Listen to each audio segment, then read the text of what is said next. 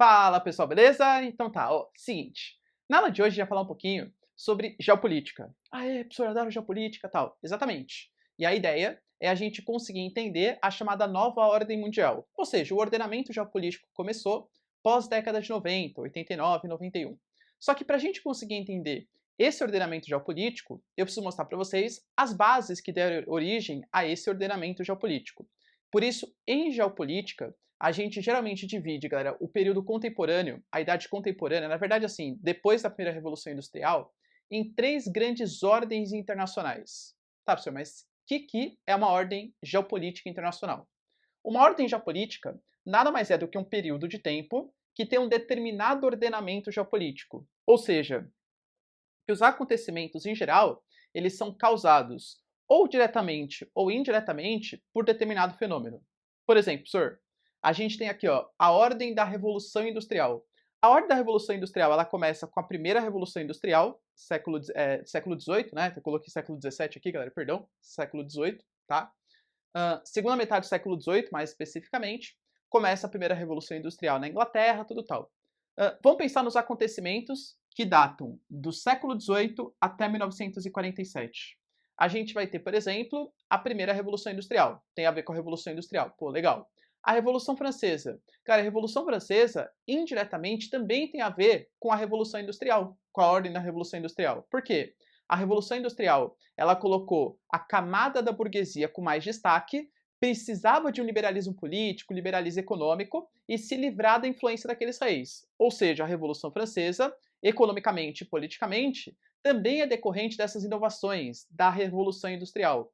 Outros acontecimentos importantes, galera.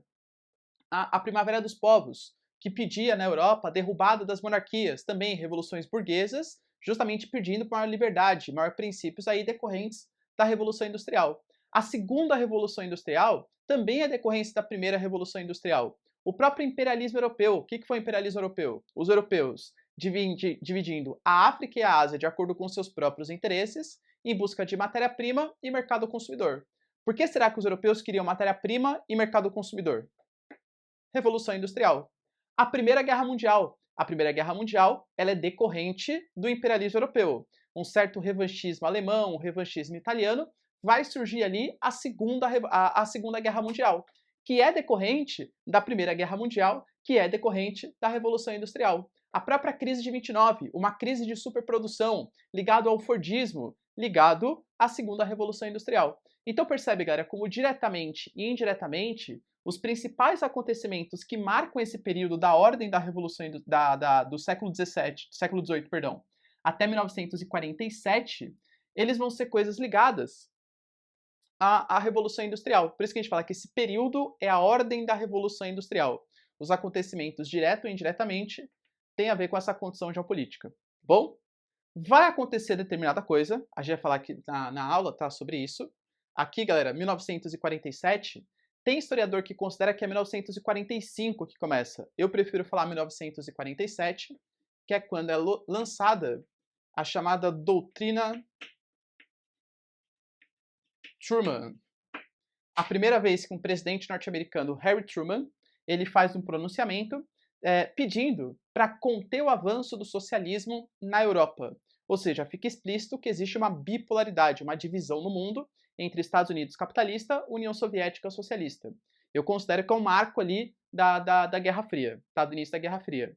E aí, de 1947 até 1989, praticamente todos os grandes acontecimentos geopolíticos, eles têm relação com a Guerra Fria. Por exemplo, Guerra do Vietnã, Estados Unidos invadindo e sendo derrotado pelos Vietcongues. Tem a ver com a Guerra Fria, socialismo contra capitalismo. A crise dos mísseis em Cuba, a Guerra das Coreias, tem a ver lá com o norte da Coreia socialista, o sul da Coreia capitalista. As ditaduras que aconteceram aqui na América Latina foram financiadas pelos americanos para conseguir combater ou reduzir o avanço das milícias, dos grupos armados socialistas, as ditaduras que foram promovidas ou auxiliadas pela União Soviética, o apartheid na África do Sul, tudo, galera, tem relação direta ou indireta com a Guerra Fria, dos grandes acontecimentos geopolíticos. Então, esse período a gente marca como a ordem da Guerra Fria. E aí, vai acontecer, galera, em 1989, a queda do Muro de Berlim e, em 1991, o fim da União Soviética, que vai marcar o fim da Ordem da Guerra Fria. E aí começa um novo período no mundo. E vocês podem perceber, galera, que geógrafo deu um pouco de migué aqui, né? Percebam. Ordem da Revolução Industrial. O ordenamento, ele segue a Revolução Industrial. Ordem da Guerra Fria. O ordenamento segue os acontecimentos da Guerra Fria. Nova Ordem Mundial. O que está guiando? É a globalização? É, sei lá, galera, o capital especulativo? Não existe exatamente o que é essa nova ordem mundial, e é por isso que aqui no curso a gente vai demandar um pouquinho mais de tempo para essa, tá? Na aula de hoje, a ordem da Revolução Industrial, eu vou falar com vocês ao longo do curso, eu vou falar dos principais acontecimentos. Quando eu falar das revoluções industriais, da divisão internacional do trabalho, tá bom? A gente vai focar hoje na ordem da Guerra Fria e saber como que a Guerra Fria influenciou essa nova ordem mundial. Beleza? Então, ó, eu vou parecer quase um professor de história aqui com vocês, mas a minha intenção vai ser sempre falar assim, olha, isso que aconteceu causou isso nos dias atuais. Isso que aconteceu causa isso nos dias atuais. Porque eu não sou professor de história, tá? E a gente sabe que geografia, obviamente, é muito melhor que história, então eu vou pegar os acontecimentos contemporâneos. Brincadeira, hein? Quem gosta de história não fica bravo, hein? Tá bom? Galera, tira um print aí da lousa, por favor. Pegando então a Guerra Fria como referência, a Guerra Fria vai começar em 1947, quando vai iniciar a doutrina Truman. No decorrer da aula eu vou falar um pouquinho melhor sobre essa doutrina, tá? E vai acabar em 89 com a queda do Muro de Berlim, ou em 91 com o fim da antiga União Soviética, tá bom? Que era a Rússia mais 15 repúblicas aí. Essa Guerra Fria, ela foi formada, galera, foi um período de grande bipolaridade entre Estados Unidos e União Soviética, sendo que cada um desses países queria demonstrar que o seu sistema político e econômico era superior ao do adversário. Então, os Estados Unidos, através de uma série de fatores, vou elencar aqui para vocês, fazia de tudo para mostrar que o capitalismo era melhor que o socialismo, e a União Soviética, exatamente a mesma coisa. De verdade, galera, eu nasci bem no meinho ali, né, do final da Guerra Fria, tá? 1989, 1991, eu nasci em 1990. Mas eu sou um cara, assim, que gosto bastante, e por sorte meu pai é um ótimo estudioso, assim, o cara ama, né, história tal, essas coisas. Aliás, uma das influências, acredito, para eu ter virado professor foi ele. Mas e ele me contava assim, olha, filho, ele não é socialista, né, nem nada. Não, mas 1985, 86, ninguém imaginava que a Guerra Fria pudesse um dia acabar. Era uma coisa que a gente achou que ia ficar para sempre, assim, para sempre vai ter essa disputa entre Estados Unidos e socialismo, e a gente não sabe quem é melhor. Às vezes o socialismo é melhor em algumas coisas, o capitalismo é melhor em outras, e por aí o mundo vai. Foi uma coisa muito rápida a queda do socialismo. A gente vai chegar lá, né, no final da aula, mostrar para vocês como que o socialismo perdeu a Guerra Fria, mas foi um período assim de bipolaridade. Não tinha noção de quem era melhor, quem que era pior, tá? Essa era a ideia. Estados Unidos e União Soviética, eles faziam de tudo, galera, para conseguir conquistar os seus principais apoiadores. Estados Unidos financiava ditaduras, a União Soviética financiava ditaduras. Foi sempre através de conflitos indiretos. Até porque, galera, Estados Unidos e União Soviética, eles não podiam fazer um conflito direto entre eles, porque os dois tinham arsenal nuclear. Tem uma frase sensacional para vocês pensarem na questão de bombas atômicas. Tem dois jeitos da gente não ter um conflito nuclear. Se ninguém tiver bomba atômica, porque aí não vai ter mesmo, né? Não tem como atacar o outro. E se todo mundo tiver bomba atômica. Claro, porque se todo mundo tiver um arsenal nuclear, ninguém vai atacar o outro pelo medo do revide, né? Então fica essa briga geopolítica. Cara, o caso mais clássico que a gente tem é só pensar em Paquistão e Índia. Os dois países têm arsenal nuclear, os dois países brigam pela Caxemira, e eles nunca foram as vias de fato realmente mais fortes com armas nucleares, porque sabe que o concorrente, né, o país rival ali, que também disputa a região, tem um arsenal nuclear. Então, esse equilíbrio de forças é importante para que não tivesse o conflito direto. Estados Unidos não atacar o medo do revide, a União Soviética a mesma coisa, tá bom? Então, como que eram feitos esses conflitos? Por exemplo, através de financiamento de conflitos e governos. A União Soviética, por exemplo, financiava ditaduras no Oriente Médio, áreas de influência, petróleo, Hafez al-Assad, depois o Bashar al-Assad hoje em dia. Estados Unidos fazia a mesma coisa. Pô, Estados Unidos apoiou financeiramente o apartheid, apoiou ditaduras durante o grande período no Oriente Médio, apoiou ditaduras na América Latina, apoiou a ditadura militar brasileira, a ditadura militar argentina, as ditaduras no Chile, né, que tirou o Salvador Allende. Então eram sempre financiamentos para garantir áreas de influência e para impedir que o socialismo vingasse ou que o capitalismo vingasse. Inclusive, Angola, né, o livro Mayombe, que é do Pepe Tela, ele conta bastante isso. A briga que existia ali da União Soviética financiando alguns grupos socialistas para a tomada do poder, tá bom? A África sofreu bastante com isso. Corrida espacial. Os Estados Unidos e o capitalismo queriam mostrar para o mundo que eles eram capazes de, por exemplo, dominar o espaço primeiro, e a União Soviética exatamente a mesma coisa. Então, por exemplo, a União Soviética mandou o primeiro homem para o espaço, Yuri Gagarin. Cachorrinha também, né? Cachorrinha laica. Os Estados Unidos mandou o primeiro homem para a Lua, Neil Armstrong. Senhor, é montagem, faz. Vem. Para com isso, hein, galera? Para com isso, hein? Olha o terraplanismo, hein? Sem terraplanismo aqui, pelo amor de Deus, tá bom? A União Soviética mandou o primeiro satélite para o espaço, o Sputnik. Os Estados Unidos mandou o primeiro satélite que efetivamente funcionava, porque o Sputnik, galera, lixão, hein? Lixão, tá bom? Mas essa disputa para mostrar o quê? Olha, eu sou melhor. O socialismo está dominando o espaço primeiro, ou o capitalismo está dominando o espaço primeiro. Corrida armamentista. Cara, chegou em determinado momento que Estados Unidos e União Soviética, eles desenvolviam tanto arsenal nuclear, tanta capacidade, que eles tinham poder para destruir mais de 10 vezes o mundo cada um. Convenhamos aqui, galera, concorda que é meio bobeira? Porque assim, você não consegue destruir o mundo mais de uma vez. Então todo o seu poder bélico que ultrapassa destruir o mundo uma vez é gasto desnecessário. É para quê? É para mostrar pro outro eu sou mais poderoso. Sabe? Tipo, aqueles caras assim que não tem uma. Ou mulher também, né?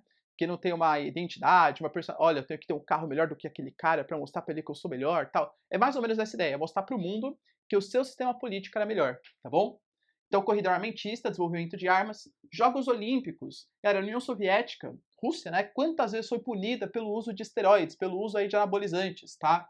Então, mostrar que o seu sistema era melhor. Isso a gente fala, né? Nossa, professor, como eles eram besta. Isso aqui acontece até hoje. A China, por exemplo, quer mostrar que ela é o país do futuro, que ela quer desenvolver, etc.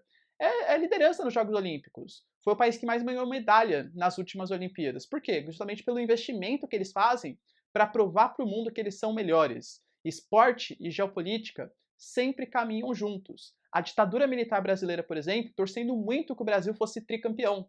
A ditadura militar argentina também torcendo em 78 para que a Argentina fosse campeã mundial.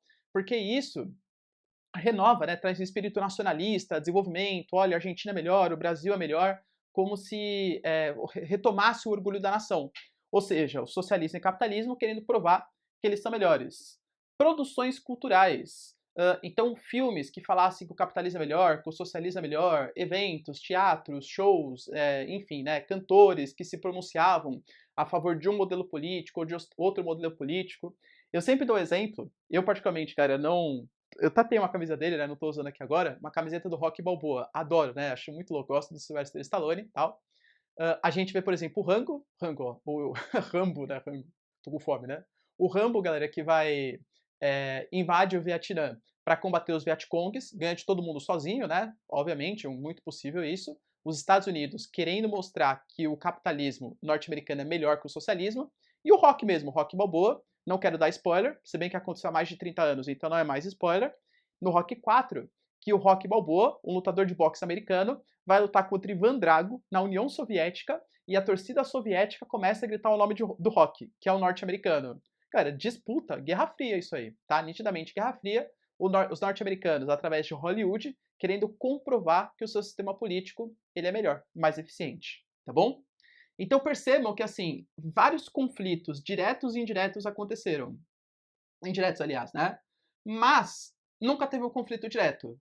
Quase teve, mas não teve. Esse quase conflito direto, ele vai acontecer numa data bem específica, que é 1962, a data da crise dos mísseis. Esse momento, galera, é o momento mais tenso da Guerra Fria, tá? Onde quase os dois países vieram às vias de fato. O que vai acontecer nessa crise dos mísseis? Em 1959, nós temos ali uma ilhazinha chamada de Cuba, tá? Que vai promover uma revolução, a Revolução Cubana. liderado por algumas figuras bem conhecidas de vocês, ou mais ou menos conhecidas, né? Raul Castro, Fidel Castro, Ernesto Che Guevara.